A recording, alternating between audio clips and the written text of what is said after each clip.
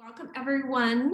I am very excited to be able to welcome our next speaker, Susie Wilkening. She has been working in our informal education in the museum field for quite a long time. For over 20 years, she's been engaging museums and the museum field professionals in lots of dialogue and research and investigation about, why do we do what we do? How do we do what we do? What do our audiences think about us? And she's been spending the last dozen plus years leading custom projects for museums, as well as fielding groundbreaking national research on the role of museums in American society. And while not all of us work in museums, many of us understand the ebb and flow of museum goers and the pace for which museums are engaging their audiences, or the struggles and stripes that we all are kind of facing right now. She provides tremendous support to museums through her custom research and knowledge creation projects, such as those designed to examine the impact of lifelong learning in those organizations throughout the community. And she's also been helping museums identify the challenges, opportunities, trends, and shifts, very timely right now, that may be impacting their efforts. One of Susie's most recognizable field-based products is her data stories, which, if you have not explored those, she'll share some of those today, but they are brilliantly illustrated infographics that summarize research findings that are relevant to our professional field.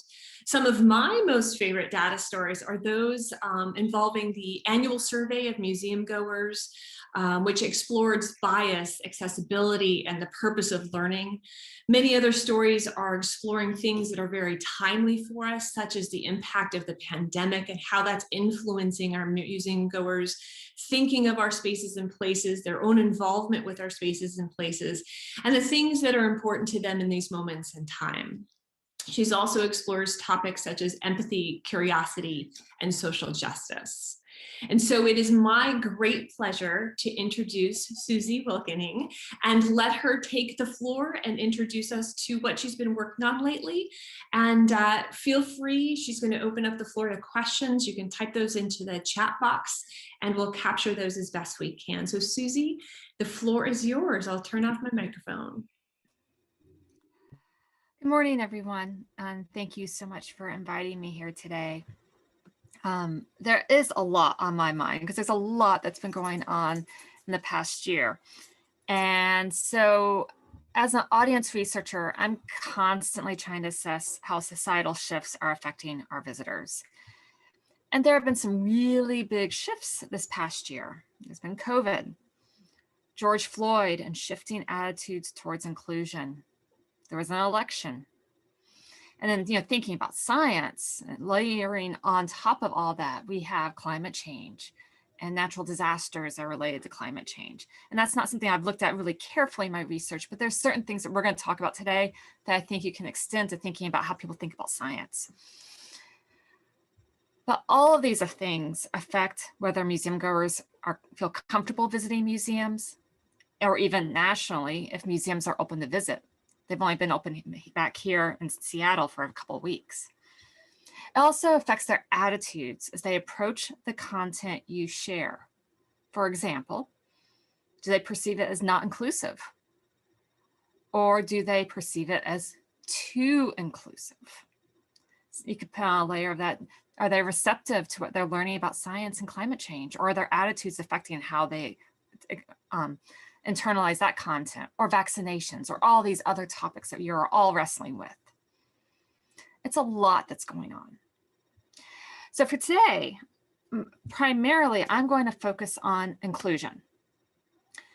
There's a lot of parallels between inclusive attitudes and attitudes towards other topics that are relevant, especially to science centers. We're going to talk about that. I'm going to layer that in as we go through this, but we're going to focus really on that inclusion piece today and how audiences respond to inclusive content and inclusive attitudes that the museum may be wanting to promote. At the end, I'm going to make sure we have a few minutes to talk about and share with you where you can find all of my research. I know I saw going through the chat all those links, so I'll make sure I can show you where those are. If we have time, we'll talk about vaccinations and readiness to return to museums. I'm hoping we'll have a couple minutes to talk about that. It's my latest data story that came out, I think this week. It's all smudging together right now, but I think it was this week. So we can talk about that really quickly, so I'll try to make sure I save a few minutes for that. Okay, so I'm gonna go ahead and share my screen.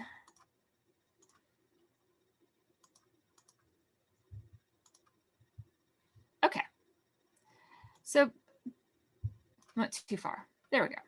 So back in January, we released Audiences and Inclusion, a primer for cultivating more inclusive attitudes among the public with the American Alliance of Museums. This is research that was culminating, actually a few years worth of research has been in the field, assessing how audiences respond to inclusive content and inclusive messaging a museum may have. How do they feel about those Black Lives Matter statements that many institutions are putting out last summer? How do they feel about things like land acknowledgements? How do they feel about inclusive content that you might be trying to bring into your science institution when they say, well, actually, you're supposed to be about science. Why are you doing that? Or are they saying you're not doing enough of all those things and you need to be doing it more? So my job as a researcher is to look at the entire spectrum of people's attitudes and understand who's feeling and wanting and demanding more inclusion and who might be resisting it and why, and is there anything we can do about that? And one of the big questions that I have been thinking about a lot over the past few years is this first one. Is there space among the woke for the still waking?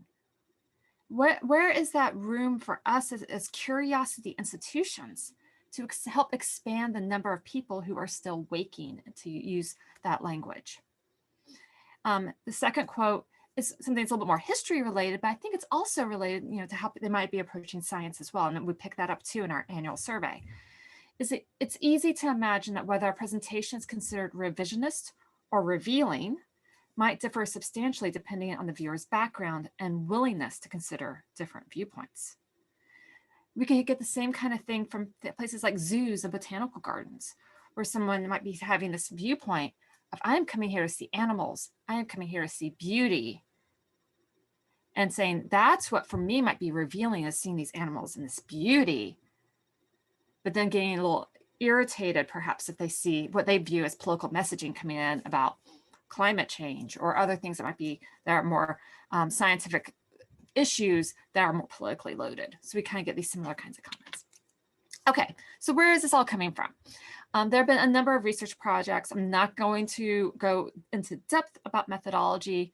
I'm going to kind of do a quick, we have surveyed now over 60,000 households in America thinking about issues of inclusion and how people's attitudes around inclusion, especially in informal learning settings.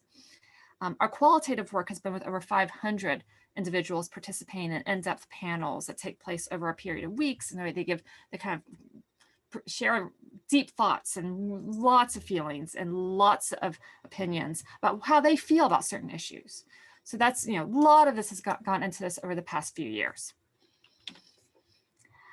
But before we start research, one of the things that's really important to do is to share biases. And I have biases. I'm the primary researcher, and I have biases because I'm a human being. And I have certain lived experiences, and I have certain ideologies and viewpoints and values, and that all affect how I look at research and what people, especially qualitative research, what people are saying to me, how they're sharing what they're feeling, and how I respond to that, and how I sort through it and sift through it and analyze it, code it, all those things. I think a lot about my own biases. I'm not perfect. I do the best I can, but these are the ways that I try to mitigate my biases and think through what is it that I'm dealing with, and how do I make sure I'm presenting people's values fairly, which is really important. Okay, you can read through all that more carefully when you download the primer, because it's freely available. Okay. So there's four main areas of this primer that I wanted to share with you that we'll be going through. We're going to start with kind of backing up and just saying, American attitudes towards inclusion are divided They're complicated and they're really, really messy. And there's a lot of emotions and identity that's coming into it. There's a lot of fear that comes into it. And when we look at national research, when we look at research coming from Pew Research Center, or we're looking at PRRI and other national reputable nonpartisan research organizations, and what they're seeing, what we're seeing is that there's a steep road ahead toward building a truly just and equitable society. And here are some example numbers. They're all footnoted, so when you do download the primer, you can go look and see exactly where I got these from. But 39% of US adults say there's discrimination against men in our society. Only a third of registered voters in the US think white people benefit a great deal from advantages in society that Black people do not have. 44% of white Americans think discrimination against white people has become as big a problem as discrimination against Black Americans and other minorities. Half of Americans describe immigrants as a burden to local communities. And nearly half of white people say a majority non-white population will weaken American culture. That's a steep road. What about museum goers? How do they feel about that? Are they any different, or are they pretty much the same? And there's some good news, bad news there. So looking at, across all those samples I've been pulling, broader population as well as museum goers nationally, but then this is looking just at museum goers and people who participate in informal learning. The good news is that museum goers are about twice as likely to want inclusive content as they are to reject it. That's the good news, that 41% versus that 18% there. But less than half of museum goers are proactively inclusive in their attitudes. There's a big gap there. So when we think about this and we're looking at these attitudes, what we end up coming across are some categories. But where do kind of people fall? We have that inclusive category. People are proactively inclusive. They want inclusive content at your organizations. They want to make, and they'll be vocal about it, and they'll say, I'm seeking this. This is really important to me. We have about that 1 in 5, about 18%, who are saying, don't do that. That is, taking away from your mission. That is not your job. Stop it. And those attitudes could reflect, it's definitely reflecting white supremacy. It's definitely reflecting, it could be neo-Nazi, it could be white nationalist. I mean, you can get some to real extremes. And there are some comments in my research that are mind-bogglingly bad coming from museum goers. So that's where that other extreme. But then we have this interesting group in the middle. I am really interested in that group in the middle, what I call the status quo group. They've been pretty happy with how content has been shared at informal learning institutions for a long time. They're not seeking any change, but they're not rejecting it either. And that, I think, is where our opportunity is. If we want to help create and cultivate a more inclusive society, a more equitable and just society, we have to do a lot of work with these individuals in the middle group to bring them along with us. And I couldn't understand his last name, so this status quo group, Feather. Okay. lean more inclusive. Seth. And some of them lean less inclusive, but they all end up being about a little over a third of our museum goers. Seth pulls up, but okay. Okay. Because this inclusion really, it really matters. And one of the things that we're finding from our broader population research is that while museum goers may be in a certain position, there's actually more people in the broader population. They're saying, I would visit museums if you were more inclusive, but you're not, so that's why I don't go. Or they don't know that you're as inclusive as you are. So this perception out there that, maybe real or maybe imagined, probably a mixture of both, that we're not as inclusive as we should be, but by being inclusive, we can actually grow our audience. That's really important. So we want to mainstream that inclusion. That's like the constant refrain, but we want to calibrate it for our different audiences to bring them along with us too, to expand those inclusive attitudes. Okay. So we're going to examine that pretty closely. We're going to see some extreme attitudes. And you see representative comments here on this screen. Some of them can get really harsh, as we see in that anti-inclusive side. That status quo group is more likely to say, don't take a position, be neutral. Well, we know neutral is not actually neutral. Neutral doesn't really exist. One person's neutral is another person's position. So that's not really a viable choice. Not that we would want to do that anyway, but that's where we see what the audiences are saying and expecting from us and wanting from us and thinking about how we address that and go through that. And then we see inclusive attitudes that they share with us and saying, this is really important. And here we have this inclusive content, in particular, talking about gardens and museums. This is a respondent from a botanical garden and identifying, saying, well, wait a second, we need to be more inclusive here. Okay, so where do all these attitudes come from in the first place?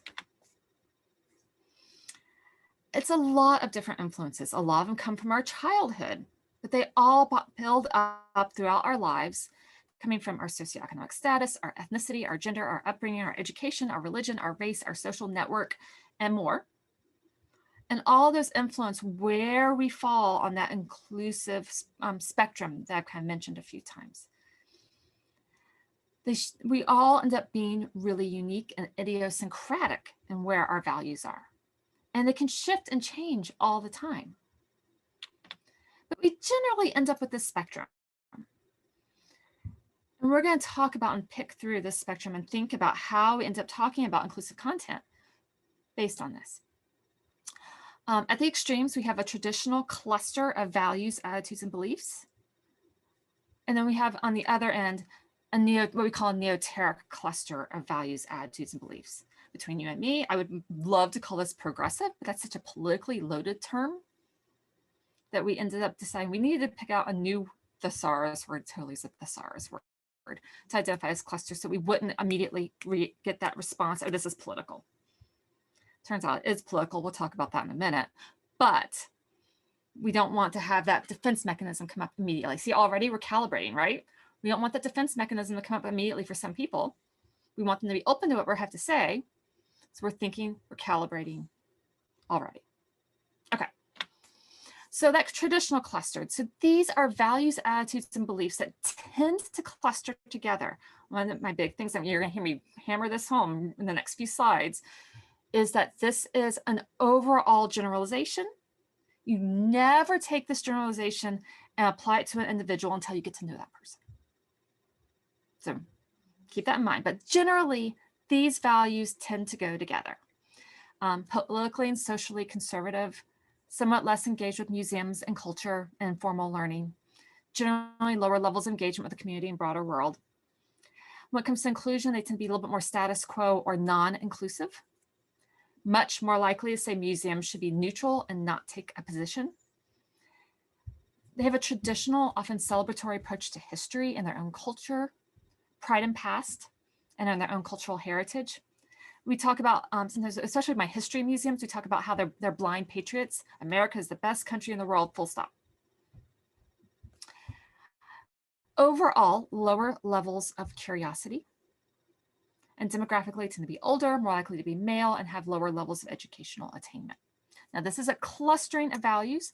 We could layer right onto this, even though I haven't done deep science work on this, but I see it enough in my written in comments from my annual survey from botanical gardens, from zoos, and from science centers and natural history museums, from those respondents. We can certainly layer right on this, less likely to believe in climate change, more likely to think that when you talk about climate change, you're taking a position and that is not appropriate, things like that. So you can just layer that right on here. Same thing with vaccinations, masking, all of that definitely goes with this cluster. Okay. The Neoteric Cluster, these are a different set of values that tend to go together. Much more likely to be politically or socially liberal, somewhat more engaged with museums and culture, generally more engagement with our community and the broader world. Sometimes I talk about the do more is do more. The more people do out in the world, the more they do out in the world. Much more likely to be inclusive. All that doing stuff out in the world exposes them to a lot of other people's perceptions and values and worldviews and experiences. That makes them more inclusive. But there are some people in this cluster that tend to be in that status quo group as well. Totally say museums can take an evidence-backed position. They want you to share your work, share that evidence, but yeah, take that position, go for it, own it. Additive approach to history and culture. They want those experiences and layered on. They don't want to hear just about Thomas Jefferson. They want to hear about Sally Hemings as well, just to take a history example. Curious about other cultures and worldviews. Overall, higher levels of curiosity. And demographically tend to be younger, more likely to be female, and have higher levels of educational attainment. So they're like, yeah, do your climate change and do more. This is like such a pressing thing. Go for it. Very different attitude toward it. Okay, so here we're going to hammer it home. Don't make assumptions. So here, for example, we have a young woman who was in one of my respondents who said, when a docent has directly targeted me or assumed I think a certain way based on my age and gender have been very unpleasant. Just because certain traits tend to cluster together doesn't mean they apply to the individual standing in front of you in your institution. An older white male, my 95-year-old stepfather is a great example. Can certainly be a neoteric and have this very open worldview, and mine does. Similarly, a young woman of color can be traditional. We have them in my research as well. So you have to get past that. You have to get to know that visitor, get to know their worldviews to understand where they fall on that spectrum. So it's helpful to think of your audience as a whole, where there's a spectrum and you can think about these clusters. Just be really careful about the individual standing in front of you. Okay, great. That's a big one. So now we've kind of talked about that background. We're going to talk about our superpower as educational institutions, and that's curiosity. Before I do that, Kristen, would you mind looking in the chat to see if there's any questions that I should answer before I move on to the next section? I don't see any questions specifically yet, but that's a great encouragement for folks to plop them on in there as the session is moving along, and we'll capture those. Okay, great. Thank you, Kristen. Okay, so let's talk about our superpower and how we can help open up worldviews. Curiosity. We are finding consistently over and over and over again that curiosity is a strong predictor of individuals' openness to more inclusive content in museums. We can also say openness to new scientific learning, all of that. We can extend it to all of that. So people who are curious are more likely to be open to learning about other perspectives, other cultures, other worldviews. And we see that by some pretty big factors. So people who identify as curious, there's different ways of identifying curiosity in museum goers. I have an indirect method, because if you ask somebody directly, hey, are you a curious person? They know the right answer is yes. Don't ask it that way. Instead, we have an indirect way of assessing it. So when we identify who's curious in our work through the indirect method, what we find is those curious individuals are 1.6 times more likely to want inclusive content in museums. Similar number, more likely to want museums to cultivate empathy and understanding, and to want museums to facilitate civic conversations, including on potentially divisive issues. Their defense mechanisms don't rise up as quickly when they're intellectually challenged, is basically what happens.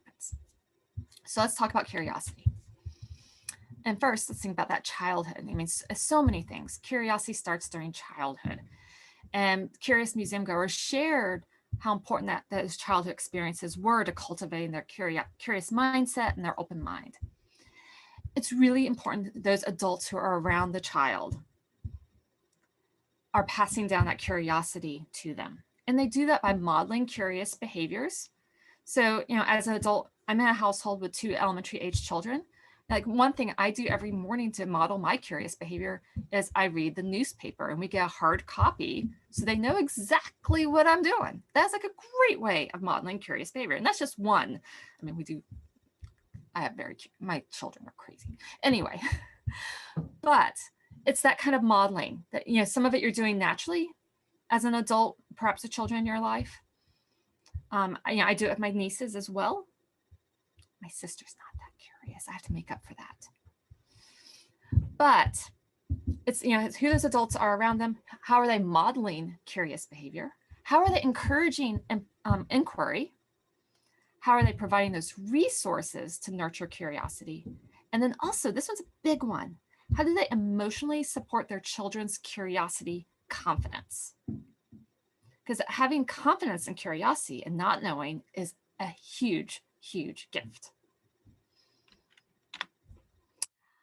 Now, what we see overwhelmingly that through the numbers, it's parents in particular who are the most important individuals in those children's lives for modeling that curiosity and nurturing it.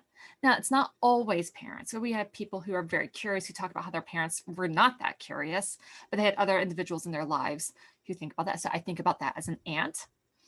But statistically, it's overwhelmingly parents. And dads seem to have a little bit of an outsized influence compared to moms, mostly because I think when dads do it, kids pay attention a little bit more. I don't know why. There's just some different dynamic there. So engaging curiosity, though, is a really important thing for children's development and for their ability to flourish as individuals to reach their full capacity. But it's really hard to cultivate. It is extremely hard to cultivate. It's expensive to cultivate. And when I say expensive, I mean money, yes, but I mean time, energy, know-how, resources. There's so many things that are expenses to cultivating curiosity. It takes up a lot of my time and my resources to cultivate my children's curiosity. And I have them to give, and I'm privileged in that way. So there's so many constraints in people's lives, especially adult lives, that can get in the way of curiosity, putting curiosity out of the reach of many, if not most children. All of these constraints.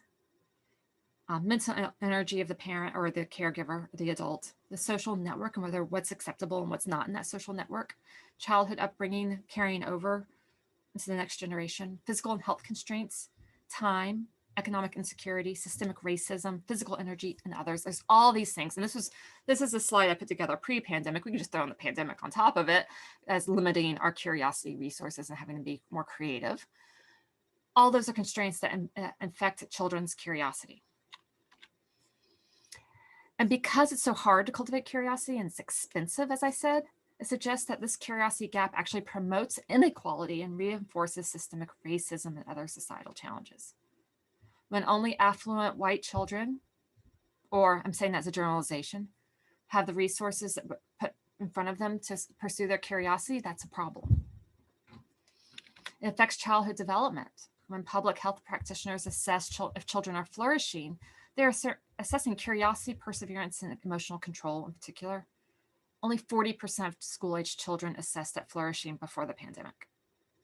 I would imagine it's lower now. So those are lots of constraints. So it begs the question, what can informal learning institutions like museums do to cultivate and make equitable curiosity in more children and help them with their personal outcomes as well as their pro-social outcomes? Okay, so let's think about adults too. There are two types of curiosity we really want to think about with adults. One is hedonic curiosity and the other is Eudemonic curiosity. Hedonic curiosity is something we all experience all the time. I sometimes refer to it as clickbait because it's when you hear a loud noise and you go, what's that noise? Or you want to know, you have an information gap that needs to be closed immediately. Who won the election? Who won the game last night? Whatever it may be.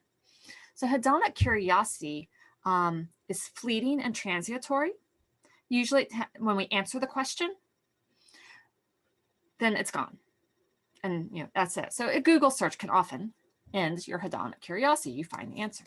However, in museum settings, if we think about it as a tool that you put into your exhibition spaces or your program spaces, and you think of it as a place where you deliberately create information gaps and then allow people to close them in a way that can engage visitors in their content or attract them to visit in the first place, or maybe extend their visit for a little bit longer. And one of the reasons why that's really important and how it can get them more heavily engaged is that when we close that information gap, we tend to get, especially when it's a good positive feeling like we have in a museum when we close the information gap, it creates a positive feedback loop. Our bodies surge with dopamine, so it feels really good. It's like literally addictive in a very good way. And so if we can create that feedback loop and have those dopamine surges happening, people are more engaged, they're happier in their visit, and they are more likely to get a little bit more accustomed to having those information gaps and then learning how to close them. So we get words like fun, enriching, and euphoria from museum goers talking about those information gaps and closing them in those museum spaces. It's a brain blast. So let's think about how do we do that strategically? And how do we do it in ways that open worldviews that might promote pro-social outcomes, especially around inclusion, tolerance, anti-racism. We can also think about in terms of science information, around vaccinations, around masking, and around all those different things. I know y'all have no mask order anymore, so you still have to think about that really long and hard, things like that. Because the more people get hooked, the easier it is to cultivate a second form of curiosity, and that's Eudemonic curiosity. So Eudemonic curiosity is the sustained pursuit of new questions. It's not about finding the answers so much as seeing all the new questions that come out of that answer. So it's that classic rabbit hole where you go in and you might be starting with, should I get this vaccination? And you might end up and thinking about the societal implications of smallpox vaccinations in 18th century England and why that ends up passing on to other things in Jane Austen, and who knows where you end up. That's the classic rabbit hole. And people who enjoy those rabbit holes tend to be a lot more comfortable with not knowing things and nuance and discomfort with different viewpoints because they're more comfortable with not knowing the answer. So they tend to have more expanded worldviews, greater cultural understanding, have more compassionate perspective taking, and those comfortable with conflicting truths when they see two different answers and they're both valid, which happens a lot in social sciences. And people who practice Eudemonic curiosity tend to have better personal outcomes, especially around social support, improved educational and career outcomes, and a greater sense of well-being. So it's really good for us as human beings to have the ability to pursue Eudemonic curiosity. We do better, we flourish as human beings when we have that room in our lives to pursue it. Museum goers talk about this, but they're on the right track. Social science research out there indicates there are so many benefits of curiosity. You can see bibliography on my website. There's the link. There's a big visibility problem. I mean, curiosity could get a lot of credit among other things, but yeah, it gets credit for so many of these outcomes. But because it's hidden beneath the surface, it doesn't actually get the public credit. So we're talking about all these societal things in our lives, about academic achievement. We talk about household income and economic outcomes. We talk about social well-being and civic engagements and all these things. And not saying, oh, well, maybe curiosity has something to do with that, because the more curious somebody is, the more internal resources they have from which to draw, making these outcomes more possible.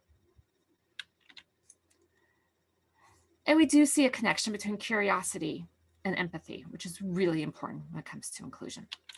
So curiosity is crucial for practical life outcomes. It's important for self-actualization and pro-social outcomes. We need more curious people. How do we then use the superpower that museums are great places for curiosity and cultivating curiosity? How do we use the superpower we have to actually promote more cracking open worldviews on a variety of things for inclusive attitudes, but also for acceptance of science and challenges around science and other things like that? And it's a little tricky because even though museum goers tend to be generally pretty curious compared to the broader population, actually not all museum goers are that curious. And so when we assess that curiosity, less than half of museum goers visit because they're curious. The majority of other motivations that are great motivations, they can choose as many motivations as they want, but curiosity just isn't that important to a lot of them. And the ones that do pick curiosity are much more likely to be in that neoteric side of the spectrum than that traditional side of the spectrum. What's going on here? We see conflicting motivations about and responses to the content that museums and informal science and educational organizations share. People who are more traditional tend to be interest-driven. They want to go see things that they're already interested in, versus somebody who's neoteric is seeking to broaden their worldview and maybe learn about things they didn't even know about in the first place. That's a crucial difference. People who are traditional are looking for certainty. Just give me the facts. I will make up my own mind. That's like the mantra of people who are more traditional. I get that all the time. Just give me the facts. I'll make up my own mind. Whereas people who are more neoteric tend to say, well, there's conflicting truths here. There's ambiguity. Things change. We can't just assume that these facts are really facts. There's might be more facts. But what facts did you pick to share? Am I getting all the facts? I mean, this is just much more complicated. People who are more traditional tend to seek identity and or values validation. They want to see their own experiences reflected there. And I'm saying this not from a, what I'm saying this from is a white supremacist perspective, as in people are coming, they've seen their values reflected in museums for decades, and they want to continue to see that reflected there. And so when other different perspectives and identities and values are then expanded upon in a museum setting, their defense mechanism comes up. So here we have this response, and the images reflect the demographic profile of the person saying it. So here we have a middle-aged to older white woman saying, I want to contemplate the situation based on my own worldview without being blasted with political correctness on every front. So that's where we get that defense mechanisms up, and she wants that white worldview reinforced. That more neoteric perspective, seeking growth and expanded thinking and looking at these different viewpoints and adding it into what she's thinking. It's not a threat to her identity so much. That more traditional perspectives want museums experiences to be safe and comfortable. So here we sit here, this is like, could have been from a botanical garden. It could also have been from an art museum respondent. Be neutral and be a sanctuary for knowledge and beauty. It's a very common type of response in botanical gardens and art museums. We get a little bit from zoos, but not as much. Don't take a position. Be safe, be neutral, be cozy and comfy. Versus that neoteric perspective, much more comfortable with being challenged, or to even feel comfortable feeling intellectually discomfort by a factor of 2.5 times. They don't want museums to just be a safe place to be validated. They want to be challenged, and they're okay with being intellectually challenged. And then that more traditional perspective, here we have museums that should be neutral and don't tell me how to think. It gets really strong language happens really quickly with this one. Don't tell me how to think.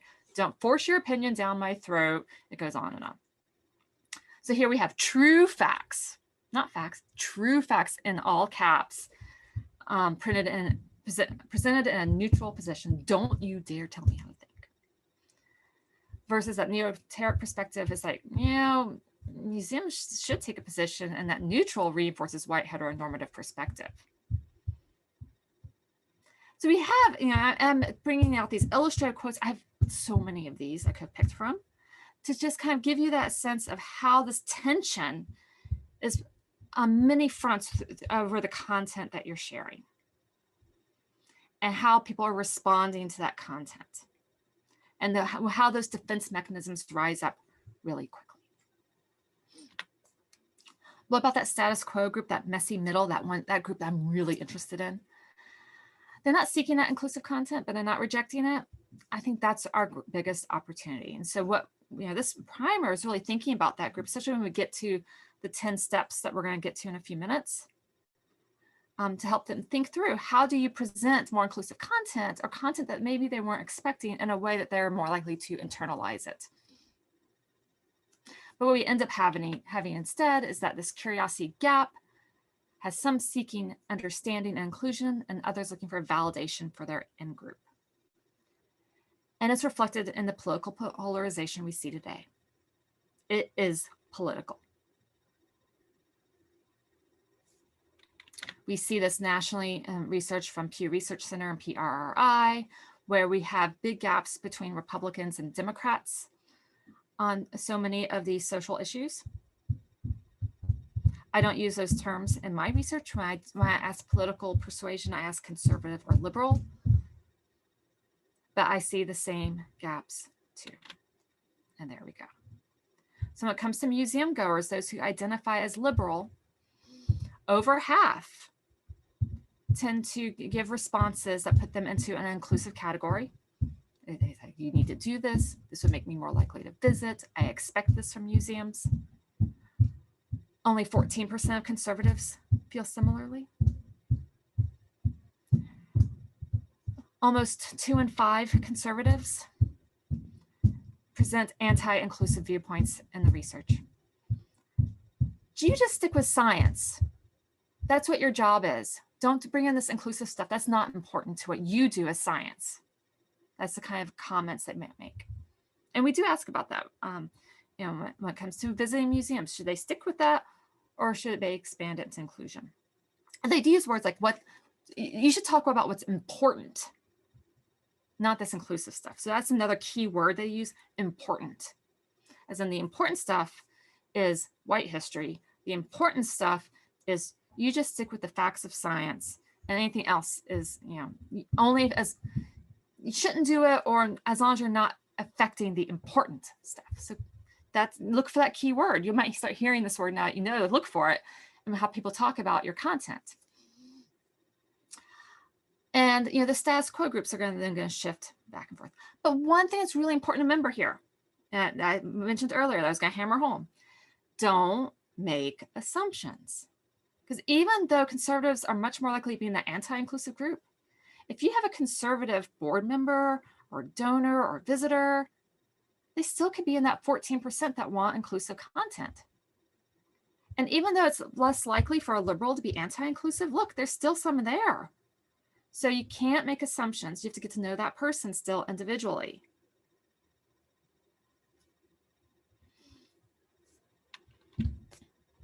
What's underlying all this is fear. There is just so much fear. Fear, especially among the traditional sector, that inclusive content is a threat to their understanding of the world, their own beliefs and customs, and to their own identity. Those fears tend to be around the future, America, themselves, truth, and society. There is so much fear. And they're strong. As I said, they're palpable, and they're very defensive. So overall, when I look at comments, when I read through comments, which ones are most emotional? If I'm asking about the interpretation of enslaved workers on Southern plantations, if I'm asking about inclusive content, just generally, you know, if I'm asking about the future of America, whatever it is I happen to be asking about, when it comes to those, the emotional quality of content and those comments and written in comments, Neoteric comments tend to be much more calm and rational, very confident, and more traditional comments tend to be much more emotional. So the emotional difference is it's significant. And it's coming from a place of fear. Okay, so how do we then mainstream inclusive content when our audiences are so divided and emotional responses can be so strong? That is not easy. And it affects how they look at facts and data and information in the first place. So one thing I found really useful is to think about a theory of intuitive epistemology. There's a whole book about this. It's really boring. Don't go read it. I read the book for you. But I find it really useful to think about how people approach an exhibition or a program. It can or be how they approach a news article. It can be anything. But it's how we individually process and study and establish facts, acknowledging that we all have different values and life experiences that affect the questions that we're asking about that content. If I don't believe in climate change and somebody's presenting me with data about climate, I'm going to be asking different questions about that data than if I were to believe in climate change. And I'll be looking for different data to support my viewpoint. And that's how two people can go through the same exhibition. They can go through the same program, read the same article, whatever it is, and pull out their facts that answer the questions that they bring to that issue and walk away with two completely different takeaways. And it's incredibly frustrating. And we're all human and we all do it. I do it, you do it, we all do it. And it's really hard to fight. I mean, I have to think about really hard when I do it and go, is that me? Or is that, yeah. It is human nature. So we have this going on. How do we then deal with it? Especially when we're in a society, we can't even agree on basic facts. We have polling data from Pew Research Center. We can't agree on basic facts. So it's not about the facts that we have to think about so much as the questions we're asking. We have to change people's questions. And if we can change our questions, then we have an opportunity to then open up those worldviews to that information that we're trying to share. Thing is, traditional audiences love questions. They love the idea of dialogic questions. It fits right into their preferred way of experiencing informal learning. Museums should present facts and allow them to make up their own minds. If you're engaging in dialogic questions with them, even if it's just in an exhibit setting, I mean, it's not, you have to do one-on-one, in a way you're asking them what they think and asking them to share that back with you. They love that. That's awesome. But you have to help them reshape those questions and bring in questions that may be a little adjacent to where their worldview might have created in the first place. Because that's how you open up those worldviews a little bit more. So how do we change those questions? How do we as practitioners deploy our own radical curiosity and courageous empathy in our practice to be open to those answers ourselves that we might get from visitors? Not that so we can necessarily validate them, but that so we come to a place where we can actually have a conversation and those defensive mechanisms don't come up. And how do we do that while also mainstreaming inclusive content? And the thing is, we have to move at the speed of trust.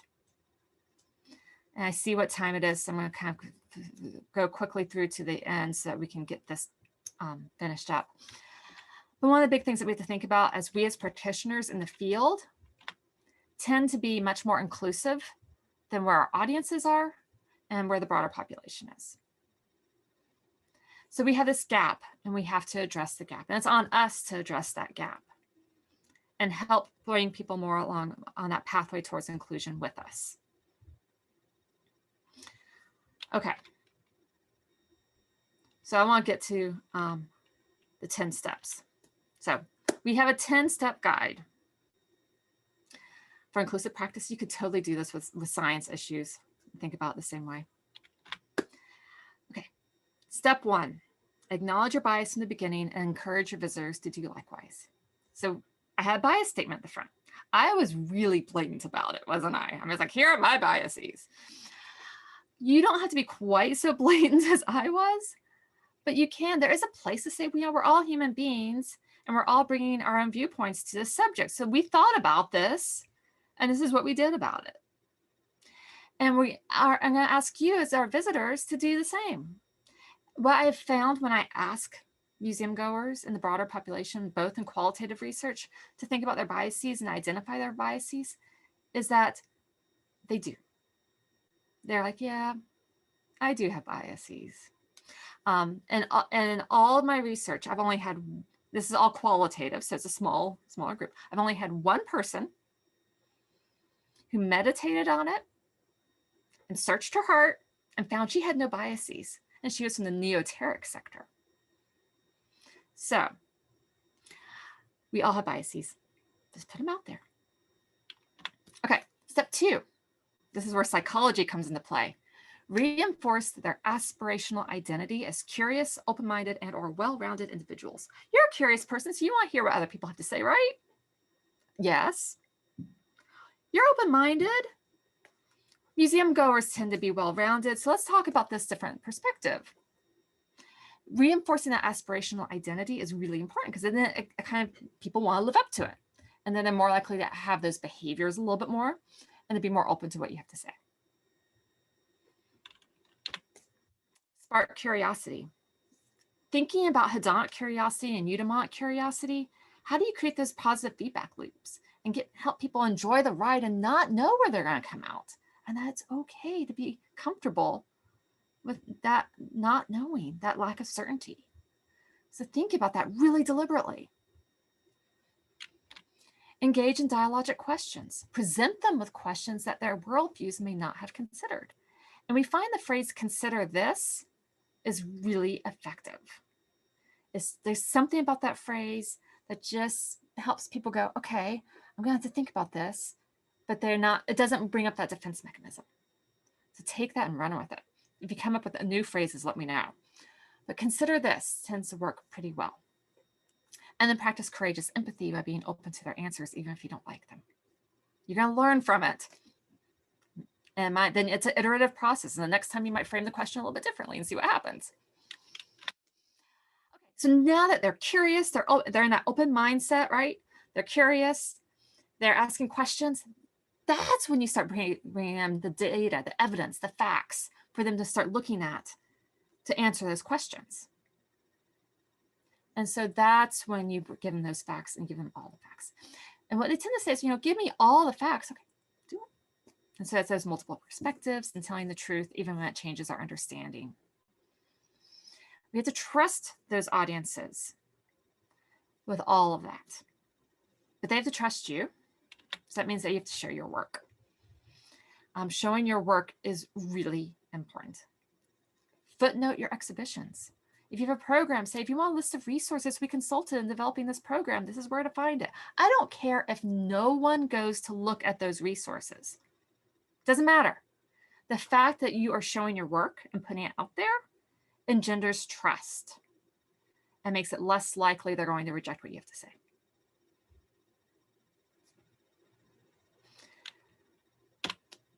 Mainstream inclusive content.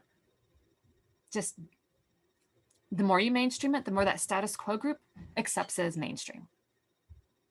And never apologize for being inclusive. Step 8 is pacing your work at the speed of trust. I think a word I've been using lately is calibrating your work. Thinking about your audience, calibrating what you're doing to bring them along with you so that you get them on that path towards inclusion or whatever your outcome that you're trying to deliver on. But know that some of that content may be difficult for some visitors and represents a change from what they thought they understood. So that calibration is really important so that you don't make them feel dumb and you do not preach. Preaching is a word that comes up especially from traditional audiences when they don't like what you're saying. Don't preach at me. So it comes up a lot. So try not to do that. Be a forum for civil discourse. Most museum goers aren't asking museums to do this, but when museums do it well, they do it really well. And then finally, it's recognition that your visitors are human. So are you. It's going to be bias. There's going to be controversy. And despite your best efforts, you're not going to be 100% successful.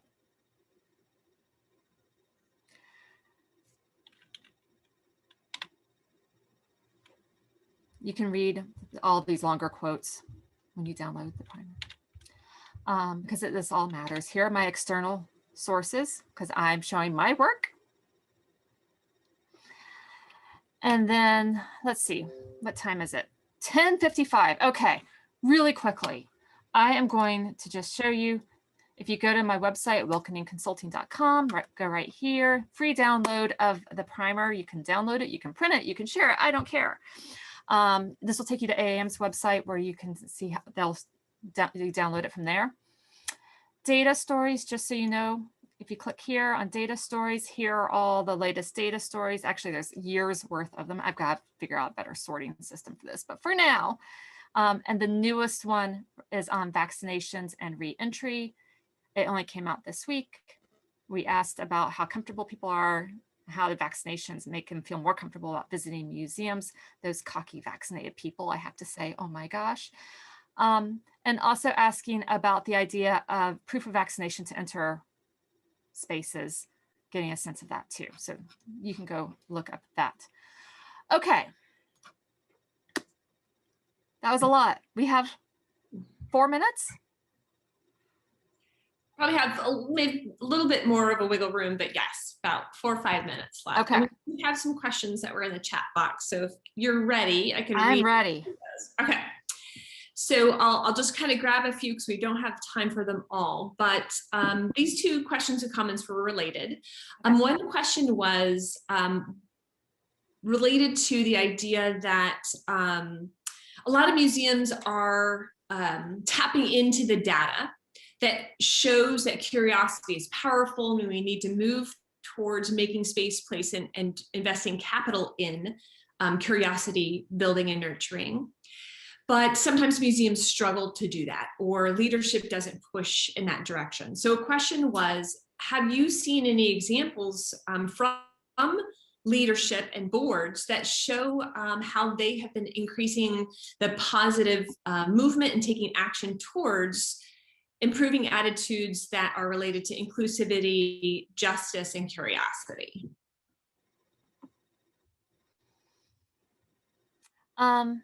I've been doing some really intense curiosity work with History Nebraska, which has really leaned into it.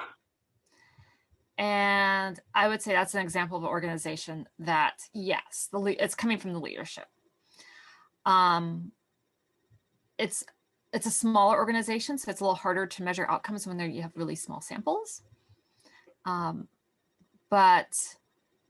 also when they've been closed for much of the last year. So that's like one to watch.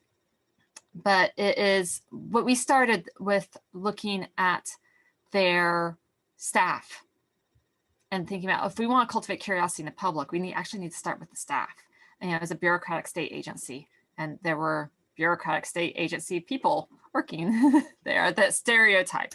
And so we've worked on mostly internally. So then it's coming out now through the education programs, and we're starting to assess their curiosity and talking about curiosity in interesting ways. Like, one of the things they wanted to do was measure curiosity and their visitors like it was a grade. I'm like, no, it's not a grade. Mm-hmm. What you want to do is think about, if you have a program and lots of people who indirectly identify as curious attend that program, that tells you that's a program that attracts the highly curious. And if you have a program that has really low curiosity numbers, that tells you that's a program that attracts the broader population more. That doesn't mean that's a bad program. That actually may be the better program to do. And so thinking about curiosity in a much more nuanced, complicated way. I'm also doing work with Connor Prairie in Indiana. And we talk about curiosity. And again, it's internal, working with staff coming from the, they have a big IMLS grant paying for it. It's coming from leadership, but working with staff. It's an inclusive practice project that they're doing, but they're looking and thinking about curiosity as driving it too. So those are two examples off the top of my head it's coming from the top, and but they're thinking through the staff perspective first. Great, thank you. And following along the lines of that, somebody wanted to know a little bit more about how it is curiosity is measured, since you're not just asking them if right. they're a curious person. Yeah, so there's a few different ways I do it. The most reliable way and the shortest way I have of doing it, because there are times I will ask, are you a curious person? Because that's aspirational identity. And it's sometimes really important to measure aspirational identity. So every now and then I will put that question out there, because I want to see who aspires to be curious. But the best way I have of doing it is an indirect question. And it's actually a really simple question. And it's like, why do you visit the museum today? And there's like 8 or 9 lovely choices. They can choose as many as they want. Spend time with my family. It's fun. Learning experiences for me. Learning experiences for my children. I forget what the other ones are. But there's like lovely choices. And one of them is because we're curious. And what happens then is that it's not a question about curiosity. So people don't feel judged if they don't pick the curious response, because there's all these other lovely choices. And we see, because they can answer as many as they want, what's really important to them. So people who choose curiosity, we're going to take at face value. They're probably curious people. And the ones they don't, it's not that they're not curious. It's just not as big a value to them. And other things are more important to them. Now, as a mother, when I go, if I were to be asked that question, I would totally mark the curious response. But I'd be marking other things too. I'm there for my learning experiences with my kids. I'm there. One other thing we look at with parents is if they're marking learning experiences for their kid, are they also marking learning experiences for themselves? Right. Because if they're not necessarily modeling curious behavior when they're at that institution. It's just more, I'm doing this for my kids, not with my kids. So I talk about that a lot too. Are parents and caregivers there for their kids or with their kids? And that's a really important distinction. Mm-hmm. So how do you help cultivate that curiosity in those parents and caregivers? Right, right. Yeah, and giving them the permission to do so. Yeah. So sometimes you think that, you know, you're in this role and this is the only role I can play. Their curiosity is important, mine is not. Yeah. One of the most important things I do in a museum, which I haven't been to one for a while because it's Seattle, is if I'm reading a text panel and my child interrupts me, I'm like, no, I'm reading this. Give me a minute. Let me finish. Okay, now what do you want? Yeah. Now, of course, my kids are well past the toilet training phase. If it was different during toilet training, but I'm just like, no, this is about me. I'm here for me just as much as I'm here for you. Yeah. Awesome. Well, thank you, Susie. That kind of wraps up our time. There were still some questions in there in the box. We'll leave that open so if you wanted to glance at them and any pressing questions, people, you can absolutely email me. I'm very approachable. If you ever meet me in person, if you buy me a cup of tea and I will sit with you for an hour. Great. Well, now we know how to. Now you know that's my secret to get my attention. You buy me a cup of tea and I'm good. Yeah. Well, there's definitely some chatter about taking your 10 steps and turning them into some lunch and learns that we do. So we definitely might reach out for some further dialogue and helpful hints. But Susie, thank you so much for joining us. This was amazing. You'll see all the appreciation and love in the chat box. I'm seeing it coming through. Thank you. Yes, yes. We appreciate it. And for those of you who haven't checked out the data stories and the primer, it's all very practitioner based. It's easy to access. It's enjoyable to read. So check it all out. I have the best graphic designer. It's not me. You do. Okay. I do. I have the best. You should all hire her. She's awesome. As long as she still makes me number one, you can go the rest of the time. Fair enough. Fair enough.